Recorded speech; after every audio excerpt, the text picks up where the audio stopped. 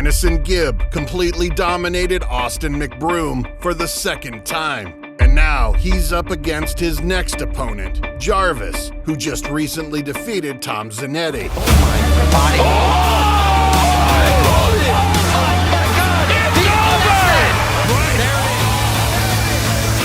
So who will win this fight? Let's find out. Jarvis. Let's start with Jarvis, who was initially one of the favorites in the tournament, as I had predicted in my previous video. He had an impressive victory over Tom Zanetti, performing even better than Slim, which definitely sets him apart from the rest. Jarvis's fighting style is centered around constant pressing. He's quite similar to a young Gib in his fighting spirit, though Gib eventually evolved over time. But at this stage, Jarvis already looks more like a real boxer. He constantly moves around, using his head movement to press his opponents. He constantly slips and dodges to get away from the attacking line before delivering a left hook. This was evident in his fight against Tom, where he easily avoided most of Tom's jabs. Jarvis's stance is also unique, as he stands with his feet wide apart and is always ready to deliver a heavy impact. He uses the pendulum technique to avoid striking while continuing to press his opponents, much like Mike Tyson's style. Although he still took some hits, the pendulum helped him avoid many of them. His style is built on breaking his opponent's will with his constant pressure, which is not a premeditated strategy, but more of his natural fighting instinct. The main question after his first fight was whether he could handle an opponent who was taller and stronger than him. However, as it turned out, he dealt with Tom's height and strength almost effortlessly. Compared to his first fight, Jarvis developed a wider range of attacks. He utilized his lead hand more frequently and consistently targeted Tom's body. This was precisely what Slim lacked, as he attempted to knock out Zanetti with punches to the head, which was virtually impossible. Jarvis recognized that the only way to win was to break Zanetti psychologically, so he positioned himself in the center of the ring and began to throw more intelligent combinations, consisting of no more than 2 or 3 punches at a time, steadily adding body shots. Jarvis began his combination with hooks, pausing abruptly and holding a completely closed block before continuing. This was an excellent strategy against an opponent of Tom's caliber, allowing Jarvis to block 90% of the punches and come back with new punches, and most importantly, body shots. In principle, this intermittent rhythm is quite uncommon, as it falls somewhere between a clumsy brawl and a technical fight. In such a fight, it takes a lot of energy, and you need to be an experienced fighter to catch the timing between Jarvis's block and the start of his punches in order to effectively punish him. Although Tom's jaw was iron, his body was not quite as strong. The preparation also played a role. It was obvious that Jarvis's camp was several times better. His preparation was better, and he was also much younger than Tom.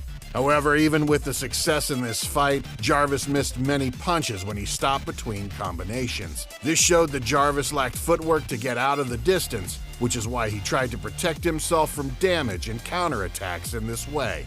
That is why he uses head movement, which is a good option, because he is too heavy on his feet even compared to Gib. Jarvis constantly stays in place, and sometimes just steps instead of making smooth boxing movements. Of course, some professional boxers have achieved success despite bad footwork, like Wilder, but Gib and other influencers will undoubtedly take advantage of this weakness. Consequently, it is more challenging to predict the winner of a fight with Gib than to anticipate the outcome of a potential bout against King Kenny, as it would pose the toughest challenge for Jarvis due to Kenny's exceptional defense. AnesonGib. Many would agree that Gib is still not on the same level as fighters like KSI or Jake Paul, but his progress is evident if you look at his latest fight. From being an influencer with an emotional style who was constantly missing punches and making dozens of dives, Gib has evolved into something resembling a real boxer.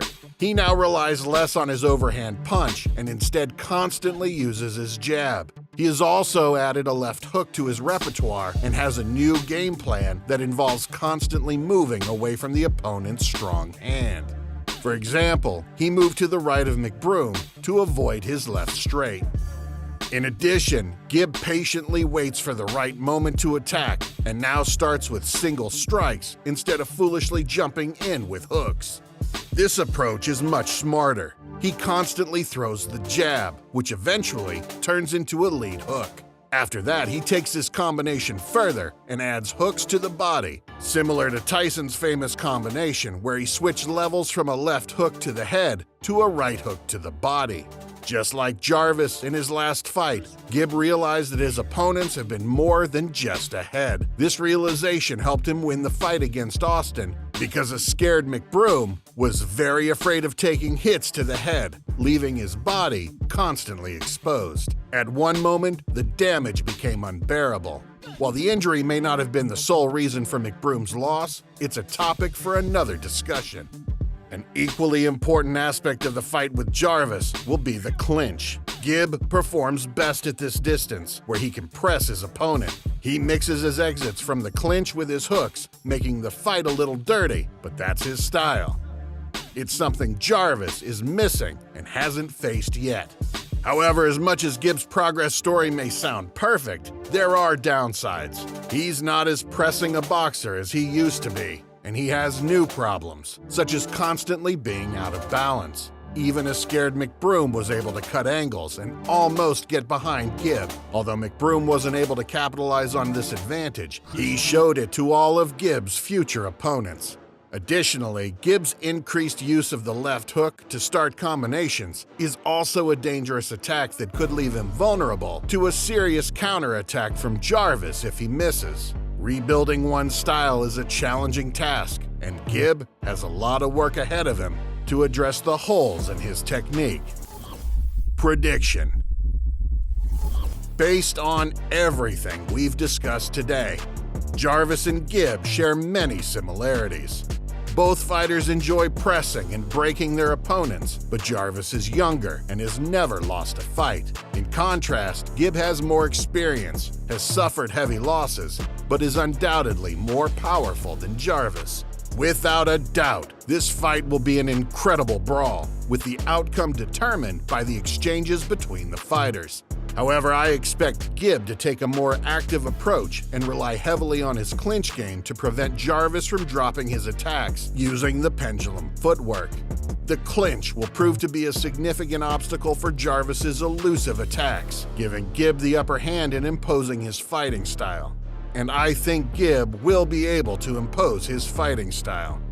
Jarvis still fights on emotions, while Gib has already gone through this process.